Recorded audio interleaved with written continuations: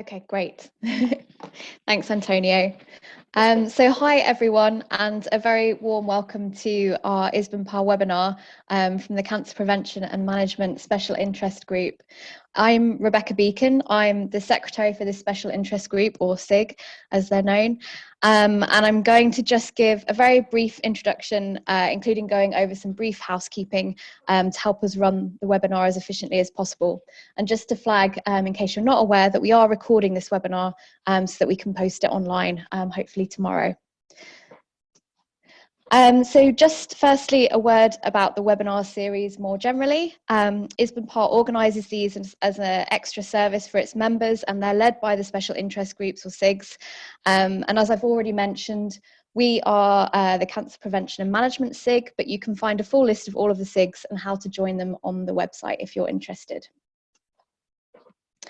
Also on the ISBNPA website, you can find out about upcoming webinars.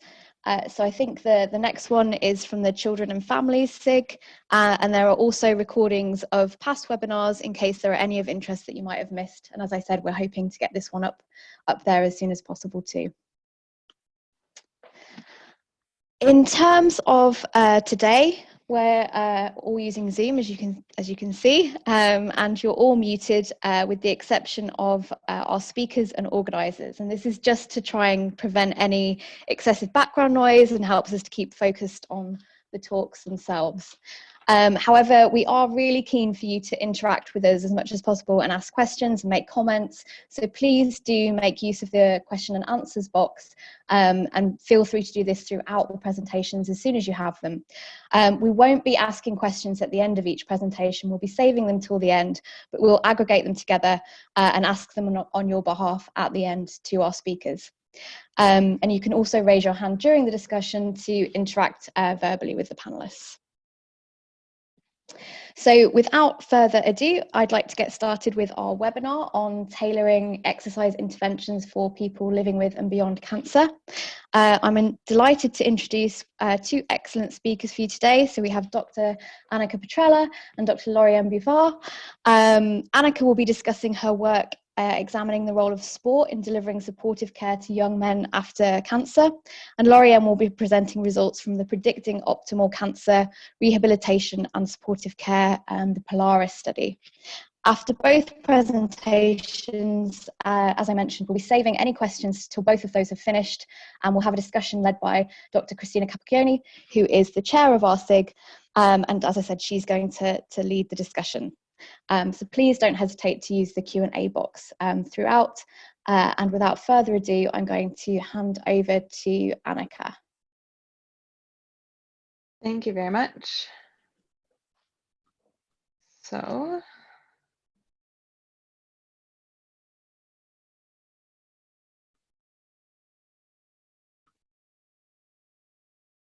okay, so hopefully everyone can see the slides. Just interrupt if there are any issues on what you can see. So thank you for that introduction. I'll just jump right in and start with describing the population a little bit. So adolescent and young adult cancer survivors are a unique oncology group that consists of those diagnosed between the ages of 15 and 39. So in Canada, we see almost 8,000 new diagnoses per year, and the most prevalent cancers include thyroid, Hodgkin's lymphoma, melanoma, and in women it's breast, and in men it's testicular cancer. Now, the survival rates have passed 80%, but there is still some variability in terms of by specific cancer. Specifically for testicular cancer, we see the 5-year survival rate as being 97%, so it's highly curable.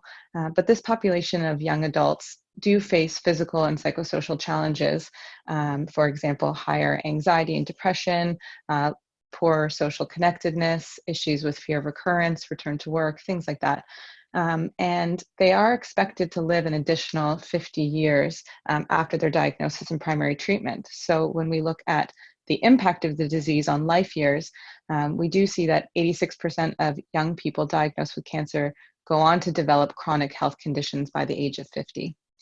Now, engagement in supportive care that are aimed to address a lot of these challenges have been significantly underutilized by young men specifically. So we see this in the general cancer survivorship program literature around them being more better attended by females, but that's consistent in the AY literature as well. Now, when we look at men's health, we see gender differences in how men and women cope with stress, how they engage in help-seeking behavior or do not engage in help-seeking behavior. And overall, there's low utilization of health services by men in the general population. We also see significantly inferior health outcomes. Now, this may be due to traditional masculine beliefs impacting a lot of those behaviors. So a diagnosis of cancer may impact status, autonomy, especially among adolescent and young adults who have just left their family homes and gone off to university or starting their adult life, and then they're sort of pulled back into receiving treatment. And in general, we do see lower compliance rates to, say, medication and survivorship care plans within the oncology population among men. Men also express fewer supportive care needs. Now, the question is this because they have less supportive care need, or because there are differences in how men and women express that help seeking and engage in that behavior? Now, within the AY oncology literature, there's a growing awareness that supportive care should be age appropriate. I mean, I think we can all agree that one size does not fit all in any of the topics that we're discussing, but there's really this need for patient-oriented research within adolescent young adult oncology with a male lens to identify not only the service need, but also some of those gaps in care of things that already exist out there. So we know that we need to build off of an age-appropriate platform, that there needs to be care that's specific to different developmental stages. But this concept of gender-sensitized care that can support a male-friendly environment and play to and leverage many of these aspects of masculinity may be something to explore. I was also interested in my PhD dissertation to look at tailored programming that may be disease specific, so both in content and delivery. So I focused on testicular cancer survivors. Now, we all know that physical activity is associated with positive mental and physical health, and sports specifically can really play to that masculine belief, to foster those masculine belief because of the fact that it is a more traditionally male-dominated environment. Now, building off of some of the literature in the Football Fans in Training, there's an opportunity for community collaboration. So to allow for the care to be potentially built outside of the hospital setting. Now, that's something that we've seen in the literature where patients and cancer survivors are not as interested to come back to the major cancer centers to engage in a lot of supportive care, specifically ones that are associated with physical and mental health. And therefore, collaborating with the community is a very interesting piece that we should be looking at. So to summarize, the population, young men living with and beyond cancer, have a number of physical and psychosocial challenges. And despite significant advancement in supportive care, young men are not engaging in care. And there's a potential platform for physical activity to really get men in the door, to engage them in health promotion activities, to help support their health as opposed to hinder their health. But we really don't know a whole lot about the relationship between physical activity and the survivorship experience of young men diagnosed and treated with cancer. So a lot of that work has been done around older men. So Football Fans in Training was in older male populations, and there has been work in the general male population for young adults to look outside of oncology, to look at physical and mental health outcomes, but none within the context of cancer. So the purpose of my dissertation, just briefly, was to understand that association between physical activity and the supportive care survivorship experience among testicular cancer survivors. So I'm going to go through this quickly, but just to give you a brief overview, there were 4 studies in this program of research. We conducted a cross-sectional survey to explore theoretical tenets. We were interested in exploring their physical activity behaviors. And then in study 2, we looked at, from a mixed methods approach, we looked at the survivorship experience of testicular cancer survivors, as well as some of their preferences for physical activity-based programming that came from the survey. We also interviewed key clinical and sports stakeholders in order to gain their perspective on physical activity-based supportive care, so that's around safety, as well as their buy-in. And then we put together an intervention based on studies 1 through 3 and ran that at the University of Toronto and did a pre-post design as well as weekly feedback and conducted a focus group. So just to go over, so study 1, we looked at the associations between psychological need satisfaction, exercise behavior, and physical and mental health among testicular cancer survivors. And what we found was among the 135 that we surveyed, this was just exactly what we looked at. So need satisfaction, exercise behavior, and self-rated physical and mental health. Those are the 1 items. And we used path analysis to examine the direct and indirect effects. And so what we found among those 135 was that this population was active. They were meeting guidelines, 66% of them. And we saw that psychological need satisfaction had a direct effect on physical health and mental health, and it was mediated through exercise to physical health, but not to mental health, which is quite interesting. So what we take from this is that testicular cancer survivors are active, that need satisfaction is consistent with the literature, that it is positively associated with self-rated physical and mental health, and that by these young men engaging in exercise, it may be one mechanism associated with perceived physical health after diagnosis. In study 2, we looked at attitudes and preferences towards physical activity, specifically with an emphasis on sport, in looking at the delivery of supportive care. So we conducted qualitative interviews as well as the cross-sectional questionnaire that I mentioned. And what we found was that testicular cancer survivors do face physical and psychosocial challenges, which are consistent with the AYA literature. And survivors in the qualitative interviews really acknowledged the gender-based social norms piece as being a potential barrier or at play. And physical activity was viewed as a means to regain control and really as a motivator to engage in addressing a lot of their needs. So if you can imagine, a lot of the discussion was around accessing mental health through physical health and accessing their supportive care needs that may be more physical, but through sport and physical activity. And one thing that came through very strongly was that survivors voiced a desire to connect with other survivors. This was a large drive. And they had a preference for a lot of that more mental health and psychoeducation to be embedded throughout a program as opposed to being a standalone piece. So in study 3, we moved to talk to key clinical and sports stakeholders in order to identify enablers and barriers to the development and implementation. So this was a program that we wanted to implement at the University of Toronto outside of the clinical setting at the Princess Margaret. And so we wanted to make sure that we took a look at some of those barriers. And what we found was that there was very strong buy-in from the stakeholders. They were very vocal about the safety recommendations from a clinical standpoint, as well as the sports stakeholders who spoke to what their scope of practice was. In terms of enablers and barriers to intervention development, they perceived a need for the tailored program, especially the clinicians, and that it was within the scope of practice to be implemented in the setting that we were hoping to implement it in. And in terms of financial and scheduling, those were very typical barriers that we would see.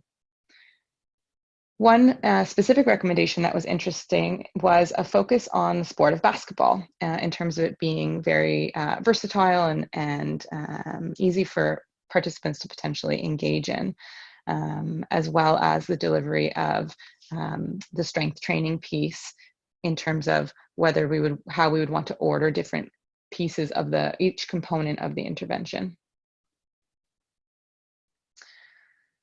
So this led us to develop an intervention where we had a 1-hour resistance training component followed by a 1-hour sport play. Both of these were facilitated by in the resistance training component, this varsity strength and conditioning coach who put the program together and had it consistent each week so participants could see their improvements over time. This was self-monitored in the workbook, so there was space at the end of the workbook to keep track of that. And the basketball piece was facilitated by the basketball coach, but also had involvement by 3 varsity players, which were consistent across the 5-week program, and they met weekly. So those guys were consistent for the participants. The psychoeducation piece was integrated throughout, so we discussed it during warm-up and during cool-down, and it was facilitated by myself, so I'm a registered psychotherapist in Ontario, Canada, and the 4 chapters that it focuses on were not only driven from the literature, but also from our preliminary work in studies 1 through 3. So in study 4, we were looking at the feasibility and acceptability of our intervention. So our intervention was called The Ball's in Your Court. And we were also interested in some preliminary efficacy piece. So we had 10 survivors participate. As I said, we had pre and post surveys, as well as open-ended feedback at the end of each individual session. A number of us collected field notes, and we conducted a focus group of those who could attend at the end, 1 month after completion of the intervention. Attendance ranged. We did have some participants not be able to make some sessions based on things like work conflict, because we did do it in the evenings during the week based on some of the information that we gained from our preference paper. Satisfaction was high. However, there was ambivalence around the workbook. So this component did speak to sort of this lack of time to discuss the workbook piece and have that truly integrated. And recommendations that were gained mainly from the field notes and the focus group were around accessibility and around the workbook, having more time for that, as well as time to socialize and get to know each other, or as one participant put it, going to the pub. So taken together, the physical and psychosocial challenges faced by these survivors are persistent well into survivorship, and survivors and clinicians support the need for tailored care for young men who are diagnosed with cancer, not only from an age-appropriate piece, but also from a gender-sensitized perspective. And a community-based sport organization may be a potential collaborator in the development and implementation. So really from the ground up, working together to make this fit, not only the geographical location, but also the population that it serves. And exercise engagement is one potential mechanism associated with testicular cancer survivors' health. So this is and they are active, so this is an opportunity to leverage an existing interest among this group. And taking this group sport-based and exercise-based supportive care approach may provide a novel approach to engaging a group that are very engaged in the supportive care and adolescent and young adult specific supportive care programs. And a lot of this can be leveraged through their desire to connect with others. So making sure that we're speaking to that. There are a few limitations to the dissertation, which I can speak to, but for time, I'm going to jump forward. So that was a very bottom-up approach that we conducted specifically for testicular cancer survivors. But from a top-down approach, I want to speak to some work that was done with the University College London, Queen Mary, University London, as well as myself at U of T at the time, where we were interested in evaluating programs that were already existing within the community through charitable organizations. So TrekStock, which is a group that supports young adult cancer survivors in their 20s and 30s, which is very unique here in the UK, given that their definition of AYA, or specifically teenage and young adults, is quite younger. They have programs that are called Meet and Move, where they bring young survivors together to socialize and meet each other, but it's really grounded and nested in physical activity and through movement. And it is a well-being event.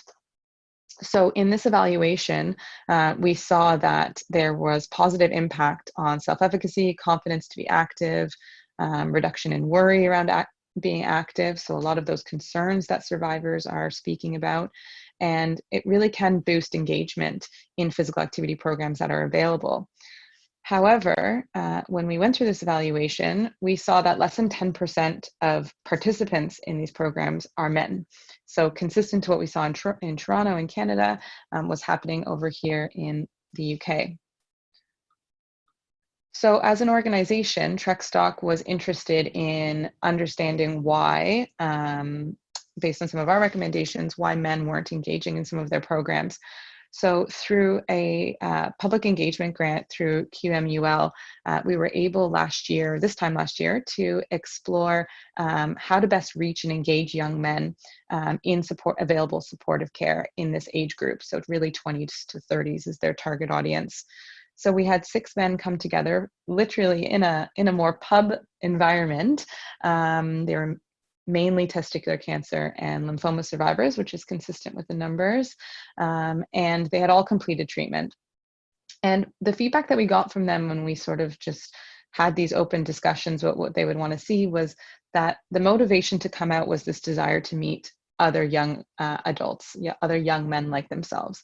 And although there was some anxiety, these barriers to engaging, they really felt that they could gain something from this and that they were happy when they left, that they came.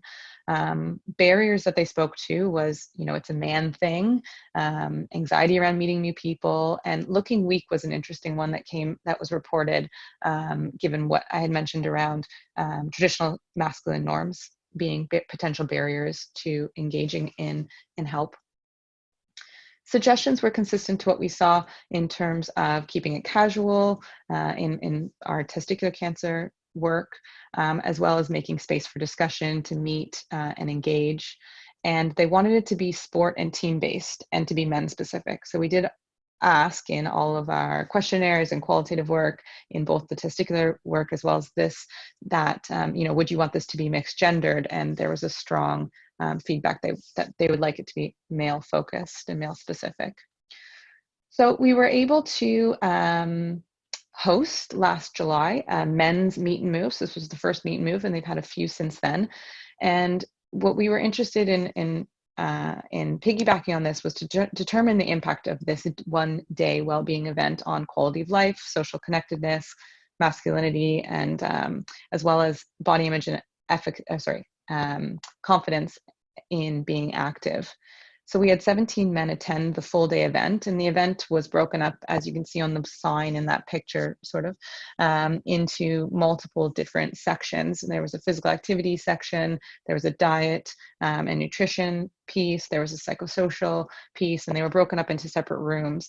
But the picture that I included on the slide was actually in the afternoon when they were just talking with each other, and we all stepped back behind the glass, and they were talking about things like fertility and sexual health and all of that. So it was really interesting to step back and watch them in their element and have these discussions. Motivations were consistent to meet other survivors, and the exercise session was highly favored. So that's absolutely fantastic for the work that we do. And again, we wanted to play football at the end, and we ran out of time, and there was a lot of disappointment that they weren't able to play a little bit of team sport and have a bit more banter, but there was opportunity to build that in the future. So in conclusion, this was sort of our first stab at looking at physical activity, both sport and exercise, in cancer survivorship among young men and how that could be leveraged. Men expressed supportive care concerns and survivorship concerns that are both of a physical and mental health nature, and are interested in receiving support. So it's not necessarily that there's this lack of need, even though there's fewer needs reported in the general literature. A gender sensitized on top of an age specific intervention that leverage sport may be a way to target this unique population. But what are the best routes into practice? So I presented a bottom up as well as a top down. And so that's really up for discussion. And we really just need to continue to look at promoting engagement and supportive care for these young men to better their outcomes across the survivorship trajectory. So Thank you. I'd just like to acknowledge those who are involved in this research as well as funding from Truckstock, MyTax, as well as Queen Mary. Thanks very much, Anika. That was really interesting and a great presentation. I'm going to move on to Laurien's presentation. Unfortunately, there was a slight technical issue, so I'm going to be sharing her slides on her behalf, but she'll be talking through them. But just to explain why it will be my screen, and she'll be obviously needing to advise me when to move on.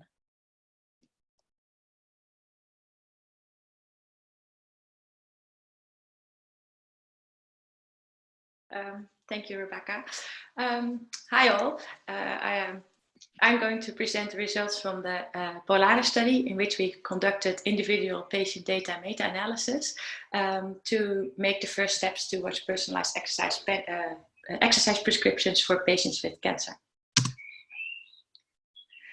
I would first like to acknowledge all the people that, the whole POLARIS consortium that we collaborated with, and all the people who were willing and able to share their data for us to perform the analysis on, and also the Dutch Cancer Society, who funded the work via a personal grant. Well, I think most of you are well aware that exercise has beneficial effects in patients with cancer. They're clear. There's much evidence that has been summarized in systematic literature research that exercise has beneficial effects on physical fitness, on fatigue, and on quality of life. But we also know that if you carefully look at the effect sizes, that in general they are moderate or small to moderate. And that's most likely because, next slide please, because one size doesn't fit all. So some people respond better than other people, and we need to disentangle who responds best to which intervention. So we need to move to a more personalized exercise prescriptions. So to be able to define optimal and targeted exercise prescriptions, it is important to identify intervention moderators. So we need to unravel for whom, which intervention is most beneficial for whom and when. So this slide shows that. So for example, the left picture shows the average results from trials, and there may also be variation in treatment effects. And this example shows that there may be differences between subgroups. And we aim to unravel whether there were differences in subgroups.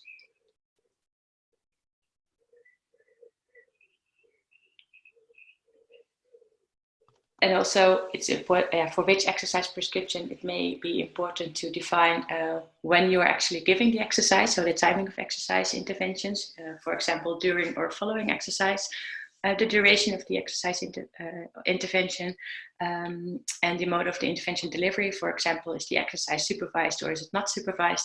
That it's also important to study variation across exercise characteristics. So the frequency, the intensity, the type of, or the time of exercise. And finally, it's important to study when an exercise could be beneficial. And this is a framework, the Physical Activity and Cancer Control Framework, that shows different stages after the cancer diagnosis. And the aim of exercise prescription could vary also between the time point of delivery of this intervention. So for example, the aim of an exercise intervention during treatment could be to maintain physical fitness throughout the treatment, or to maintain the quality of life throughout the treatment, or to limit fatigue during the treatment. Whereas the aim of interventions post treatment is to recover, so to improve fitness again, or to improve the quality of life, or reduce fatigue. So there may be variations by timing as well. So we aim to disentangle all those variations, and that's why we set up the POLARIS study, in which we set up an internationally shared database to conduct this individual patient data meta-analysis. So it's actually performing meta-analysis, but then on the true individual patient data from all the original studies. just a short note of why it is important to perform an IPD and why it's better to use the individual patient data rather than the published summary data from the articles. And in this slide shows what happens if you would use the summary data that is published in the individual papers. If you would summarize the data and want to know whether the effects differed by age or by, for example, sex, you will rely on the mean age or the proportion of men in that study. And the figure shows what kind of bias could be introduced. So if the treatment effect is presented on the y-axis and the proportion of men in the study is presented on the x-axis, it seems, and you see that all the individual squares are the summary data from individual studies. And what you could see is that it seems that all those boxes have a linear increase with the proportion of men. So that it seems that if the proportion of men is increasing, the treatment effect is increasing as well. Whereas if you would look within that study, there's still a horizontal bar, so there's actually no variation by men, by the proportion of men within that study, but it is confounded by other treatment or other intervention characteristics. So this is called ecological bias. And also, if you use those mean data from the studies, it has low power to study differences in effects across subgroups because they rely on the number of studies.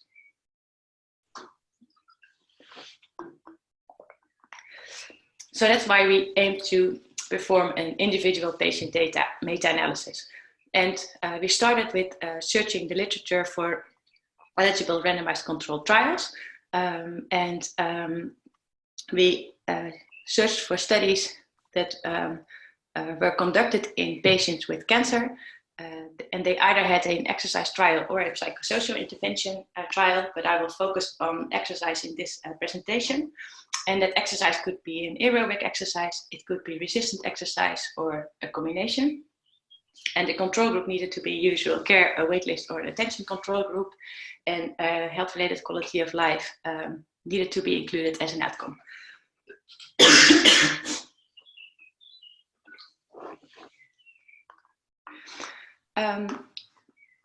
We ended up with including 34 randomized controlled trials coming from 8 countries, and 4,500 patients were included in those trials. Next, please. Those 34 trials were actually 49% of the total randomized controlled trials that were out there at the time that we were conducting the study. And because it was, of course, only almost half of the studies that were actually out there, we wanted to know whether we had a representative sample. So we studied whether there were differences in effects between studies that were included versus those that were not included. And we did that based on the published data.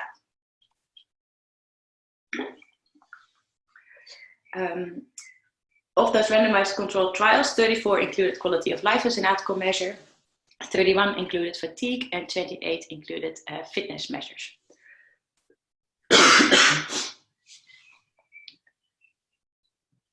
This is the description of the sample, just to give you an impression of what kind of patients were participated in those trials. And in general, what you could see is that the majority of patients were women with breast cancer,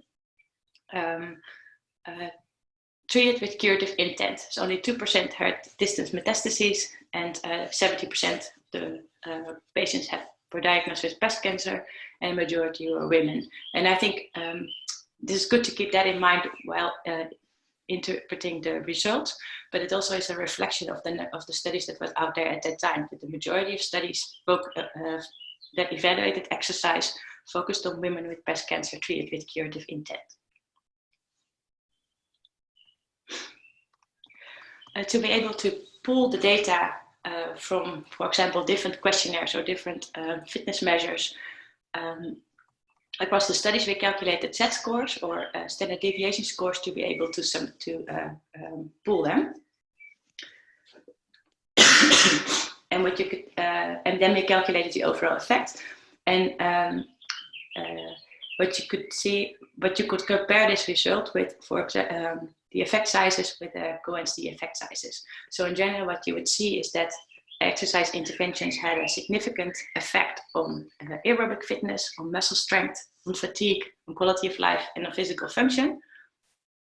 But what you could also see is that although it was significant, the effects were small.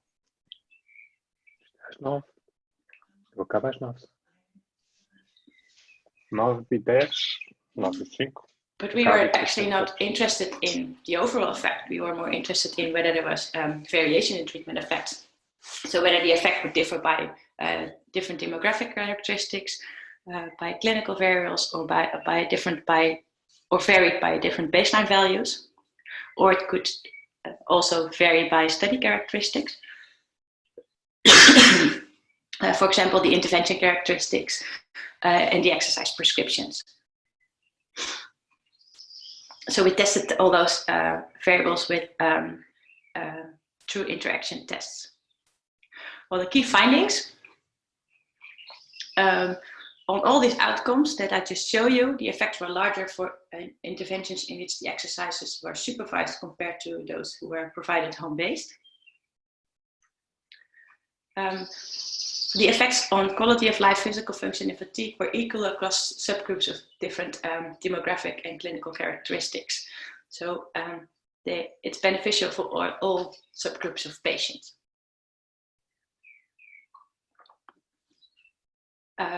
For aerobic fitness, we found that the effects were larger for patients who were younger and for supervised interventions that included aerobic exercises.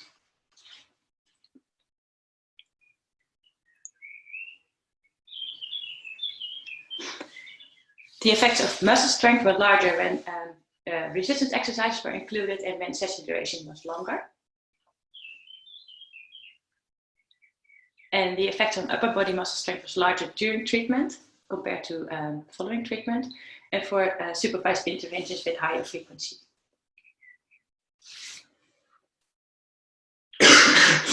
Well, we also looked in whether what the role of the baseline value of that outcome was, and whether that would vary by timing. So we hypothesized that because of the aim of the intervention could be different for studies that were delivered during intervention and post-intervention, we checked whether, so for example, during intervention, it is important that all patients maintain their quality of life regardless of their baseline value.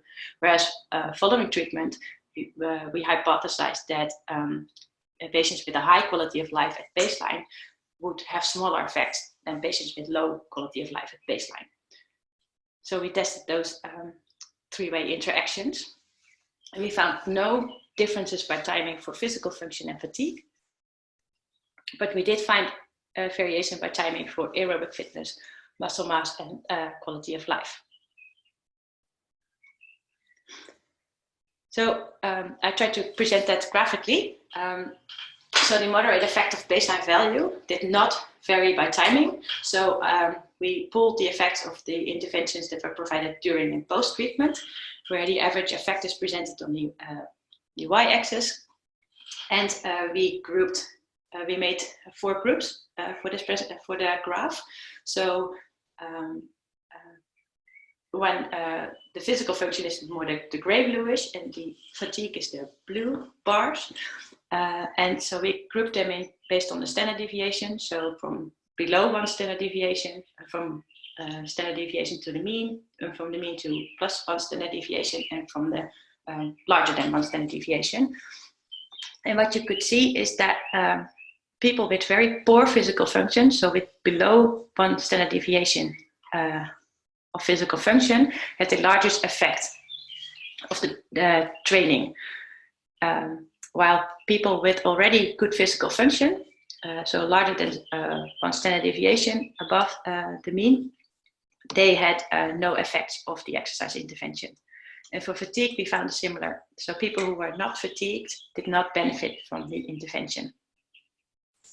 So did not improve fatigue. Thank you.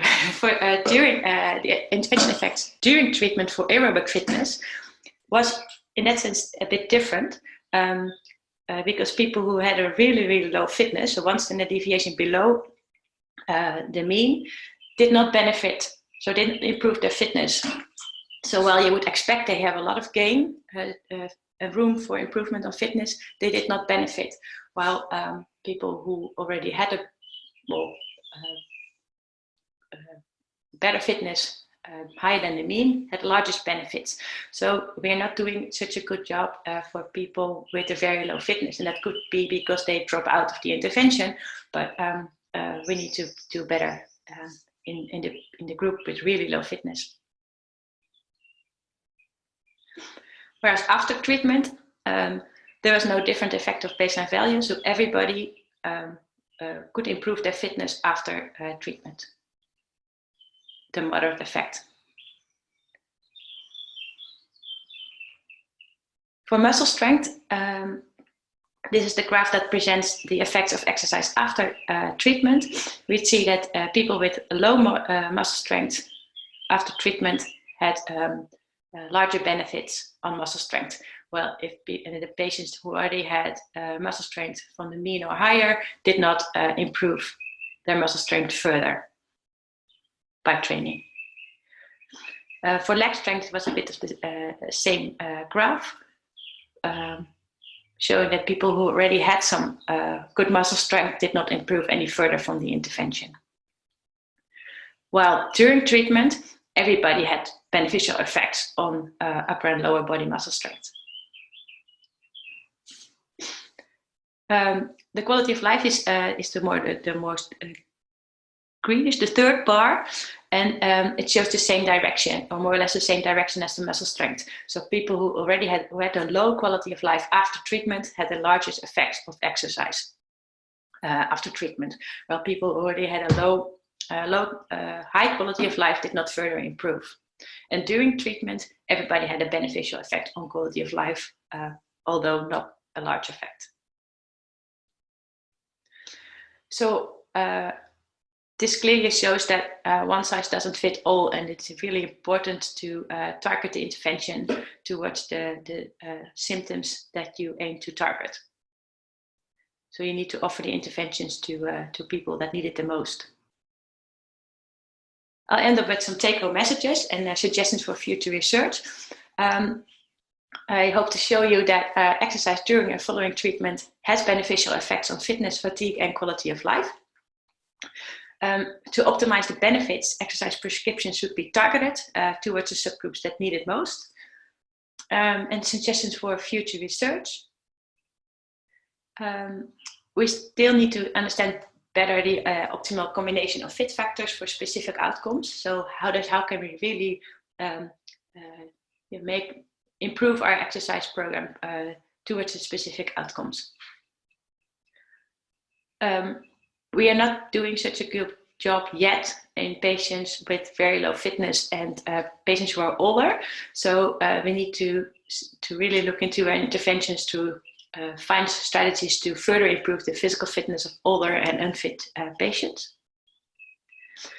And I think it's good to acknowledge that the studies that were out there and the results apply mostly to women with breast cancer treated with curative intent, and we have to be careful with generalizing those results to studies with patients with less common types of cancer and to patients with metastatic disease. And I thought I'd take the opportunity to mention that we are currently started new trials. So we are currently conducting the Buffart trial, which is a randomized controlled trial focusing on a combined exercise and dietary interventions during chemotherapy for women with ovarian cancer. And we are currently conducting the Anika trial, which is an exercise trial in patients with metastatic colorectal cancer. And it's important to further unravel mechanisms of exercise intervention effects. So if you understand how it works, it also will be helpful to further improve our interventions. And currently we have 2 pilot trials that are going on. We have the metric trial that focuses on mechanisms of the muscle function and also on blood markers.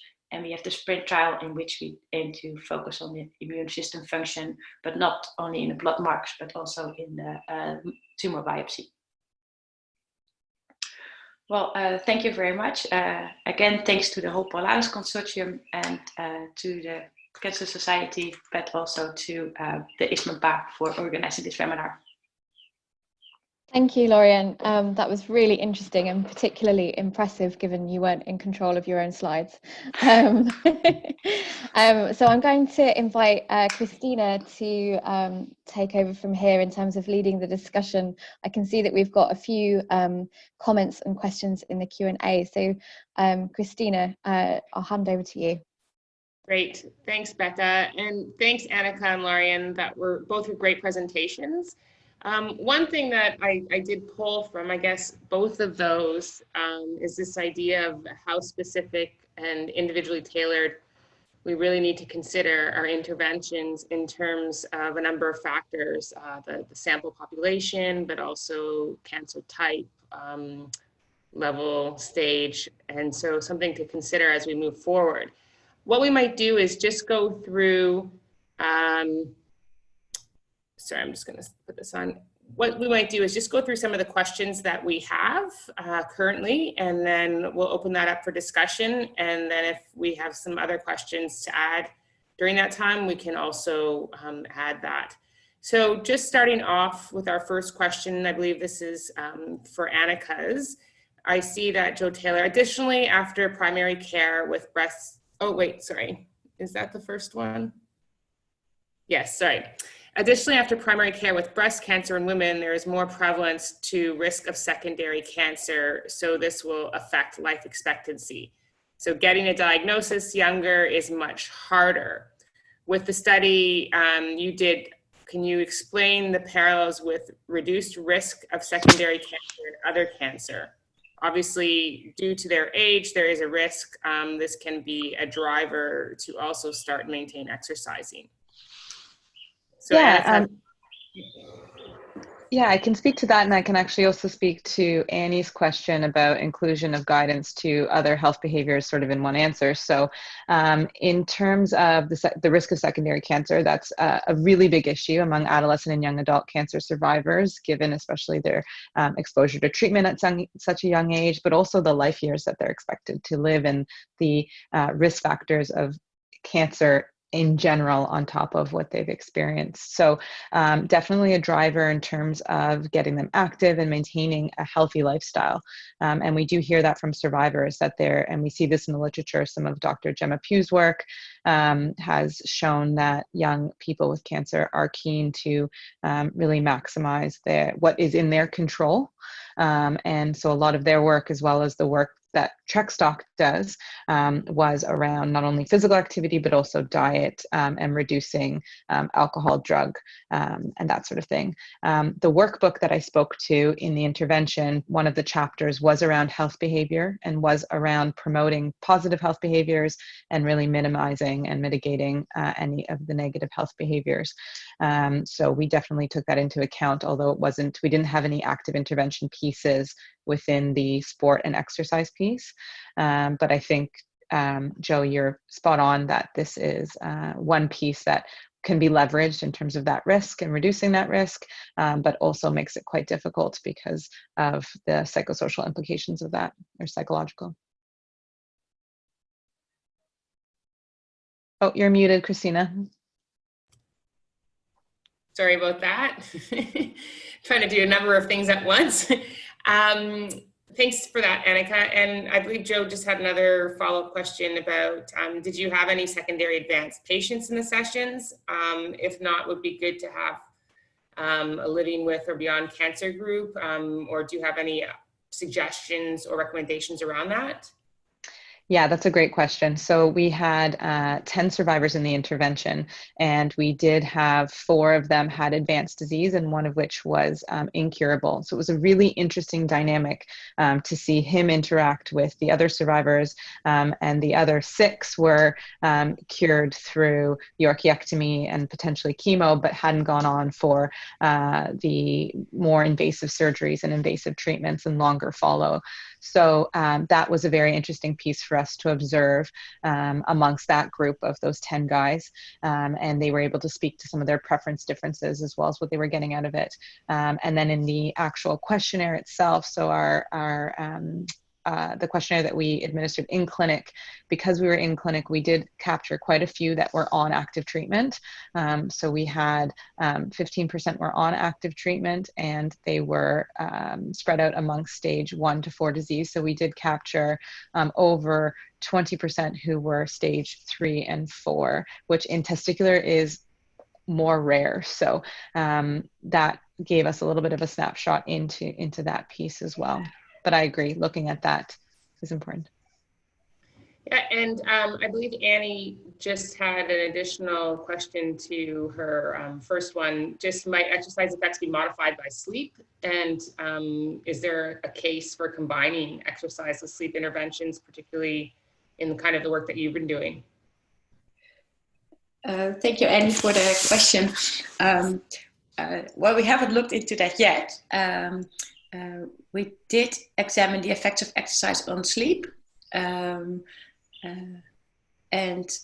not all studies, of course, that we collected, because we have to rely on the data that have been, on studies that have been previously been conducted. We found a significant effect on sleep, but it was not so large, and it wasn't moderated by any of the demographic or clinical characteristics. So we know that. We don't know if sleep is a moderator on the effect of exercise on, for example, fatigue or fitness. But I think, based on the findings that we do have, that just only exercise, giving exercise is not doesn't provide the largest effects on sleep as well. So I think the combination of exercise and sleep intervention would be more promising to find an effect on sleep, I guess. So I hope that answers a bit of your question. Thanks, Laurien. Also, from Stephanie, is just wondering exactly what kind of resistance training did the POLARIS study involve? Yeah, that depends, of course, a little bit on the there is variation within the trial. So there's no one answer to the question, but some of them did more home-based and with dumbbells, whereas others did it in a gym with weightliftings and that. And also the number of sets and repetitions varies a little bit. But in general, it is either 2 or 3 times per week, resistance training, either or not combined with aerobic exercises. So there was not a lot of variation between the trials in that sense, that we couldn't really disentangle all differences in fit factors, because that, I think, requires a head-to-head comparison of aerobic versus resistant exercises if you really want to know that, or really want to study differences in training protocols. I think it's good to compare those directly head-to-head. So there's too much variation at this point. Yeah, and I just would like to add to that too, Laurien. I'm curious, do you think that this is something that we should consider, though, in terms of the idea of individually tailoring, but as well as like the real world aspect of how this can be transferred based on different patients? And what I know it's difficult, the logistics around it, but I'm just wondering what your thoughts are, what the future looks like if we were to maybe think about providing that option. Well, I think the most important thing is there's still some study population that we don't know a lot about. So I think that's maybe more important than really fine-tuning the bits and pieces, because it's in most studies it's a bit tailored as well, tailored to the individual capacity of the patient. So there is already a bit of tailoring within one study. So perhaps it's although it's important to further disentangle, I think it's for most patients it's more important to get them exercising. Yeah, fair enough. And also for studies for populations that we don't know anything about, I think that's important to know, can they really train, can they do the programs that were effective in, for example, women with breast cancer? Can we translate those findings to other patients? Nevertheless, of course, in for example, women with breast cancer, it is time to fine-tune that now, because we know it works. But now, what would be the best program, and how can we optimize it to specific outcomes, not only in terms of fitness, but also in terms of specific symptoms? Great. I'm just going to go back to Anika for this one. This is from Anna, and she is just looking at the positive impacts that your program or series of programs relates to, like similar to cardiac rehab exercise education classes for men. However, a large barrier to participating in this is poor attendance or in-person attendance. Did you find any barriers to recruit due to in-person exercises or meetups? Is there any future intent to create an online or remote version of the study to maybe minimize this or help with this situation? Yeah, and especially with the current climate, I think this is obviously even more important that we consider this. The barriers, there are definitely barriers to the in-person piece. There was a lot of people who reached out and asked us a more detail about when it was being offered, if it would be offered again, because they had gone off to university and weren't in town, or they worked later hours than when we were offering it. So really when, where, and how was really important, and limited how many people could participate in person. At the time, we didn't consider doing it online, but we did sort of envision this as being sort of a program in a box that we could potentially offer in different times and locations based on collaborations with universities and colleges in local areas. So yeah, I agree. I think exploring what that would look like and what around the literature of home-based and online support is going to be incredibly important moving forward.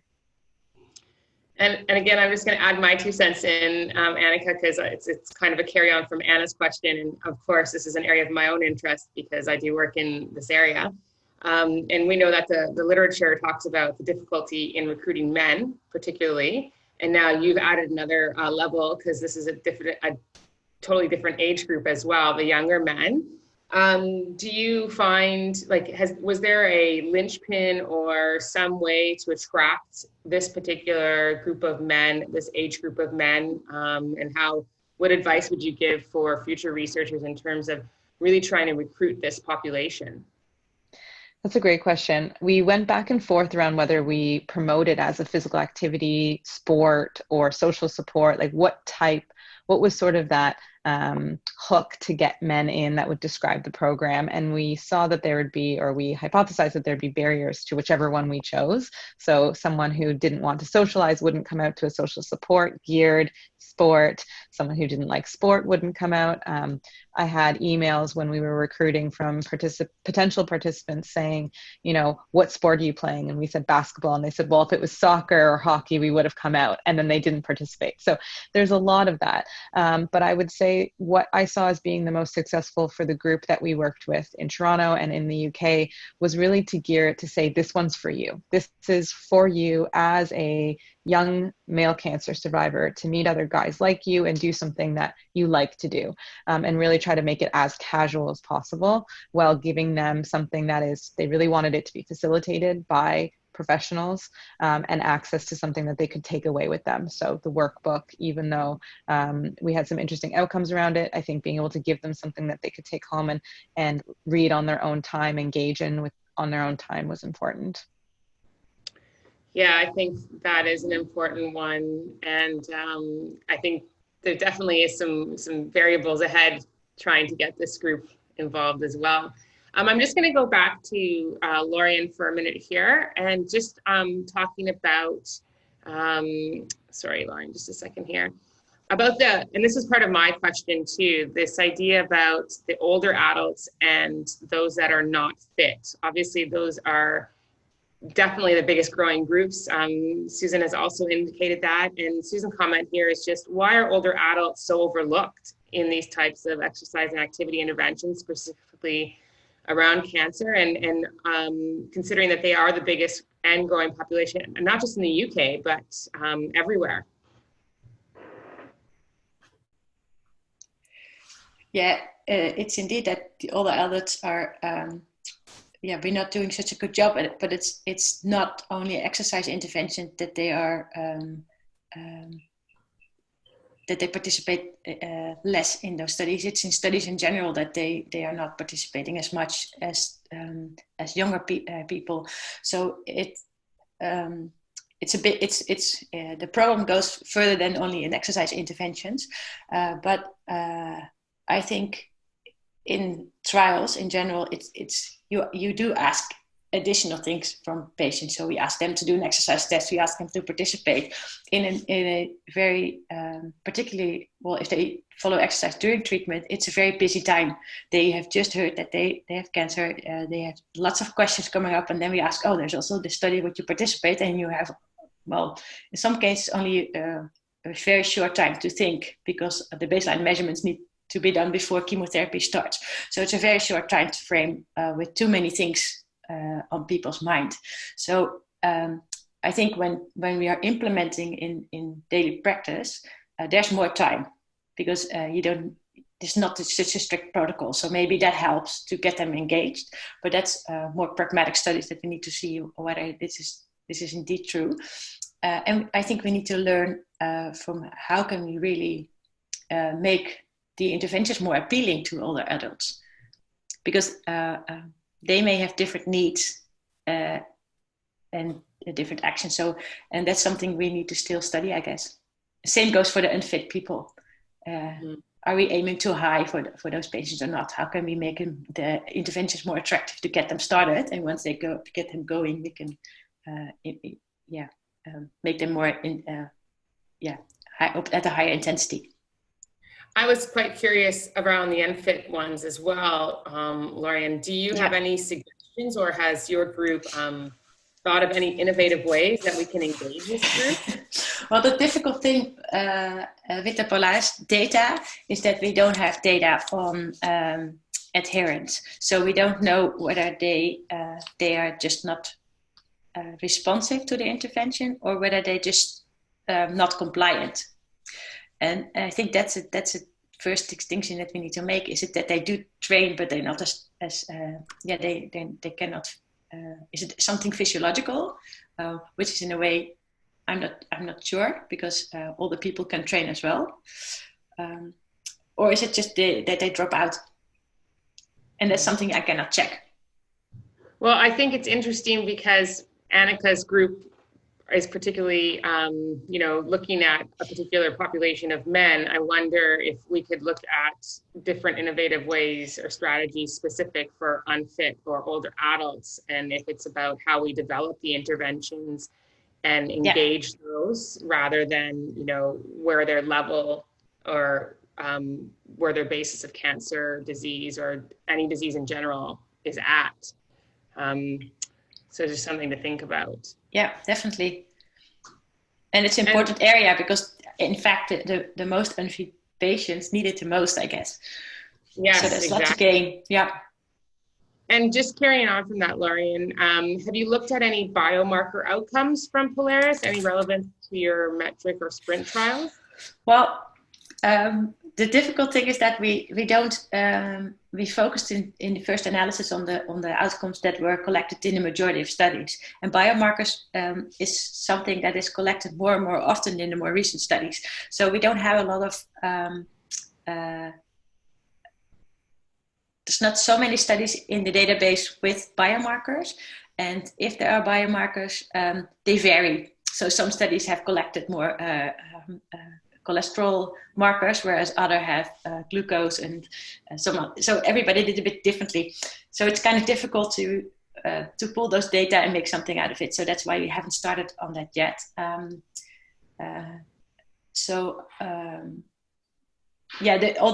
think the biomarker is more from the individual literature rather than from the POLARIS database. Great. I'm going to go back to Anika. Just in regards, Stephanie had a question about the transition from pediatric hospital to an adult hospital may impact willingness and access to survivorship supportive care. I'm a pediatric survivor, and the transition was not very smooth from sick kids to Princess Margaret and Toronto General. I can imagine this may impact motivation to seek supportive care. Can you respond to that or provide some discussion around it? Yeah, Stephanie, I think you've hit the nail on the head in terms of describing what we see in clinical practice and what we read in the literature around your experience of that transition. So here in the UK, we have a teenage young adult group that would be, you would receive treatment, specialized treatment for cancer if you were diagnosed between the ages of 13 and 24.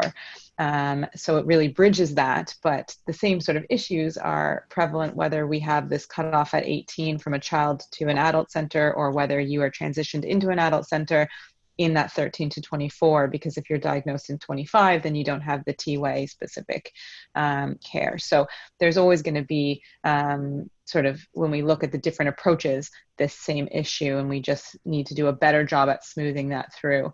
And in terms of specific to supportive care, I mean, I couldn't imagine coming from a child hospital into an adult hospital where the average age goes from 6 to 60, and, you know, engaging in some of these programs that will be populated more by older cancer survivors. So all of the survivors that were involved in our studies were diagnosed in an adult hospital over the age of 18, especially with testicular. It is one that is more prevalent 15 to 39 and even into the early 40s. So we didn't touch on that topic, but we did touch on when patients were receiving chemotherapy and sitting next to the same woman who was, say, an 85-year-old breast cancer survivor, and really feeling like the feedback they got from nurses and from the clinical team was, oh, you're young, you're going to be fine, when, you know, that's not exactly making them feel that, you know, validating their very reasonable concerns. So in terms of smoothing that over, I think we just need to do a better job at, as Cristina mentioned, getting them in the door, getting survivors supported, making it part of usual care, and making it accessible to meet the needs of this age group. That's great. Thanks, Anika. And I think this question by Jamie is actually for both Anika and Laurien, because it would be great to get some feedback from both of you concerning this. And I also think this talks a little bit to what Joe's getting to earlier, and an interest of my own in terms of referring patients and getting them from, I guess, the point of the oncologist to even into an exercise program. But Jamie has asked about most successful ways to refer patients to programs, especially men and low-income minority participants. From the clinical side, you know, it's very difficult to screen, refer survivors to local exercise programs.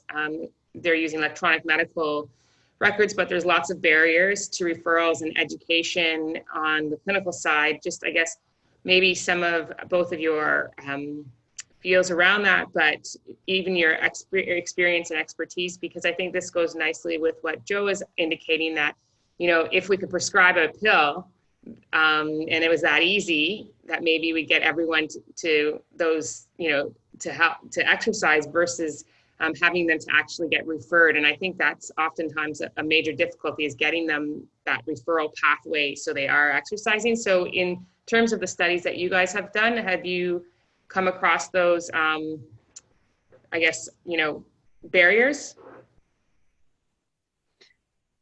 Yeah, I can speak just briefly to a lot of our success came from having the head testicular cancer oncologist or consultant embedded in our programs. So, you know, he was very much a champion amongst his patients to promote this program of research and engaged patients. So really just making sure that we were presenting at rounds and making really good, solid connections with the medical teams that are seeing patients, so oncologists, nurses, as well as allied health professionals and everyone on the floor, right? Everyone who's patient-facing. In terms of other programs that we've tried to get off the ground, when that hasn't been there, we've seen a lot of struggles to connect with that clinical population that we're trying to target. So as much as we put it up on social media and reach out to support groups and different organizations, you're really only tapping into those who are already engaging in that help-seeking behavior, who are already engaging in support, and therefore we're not really signposting those who are not engaging or don't have access and aren't making that easier for them.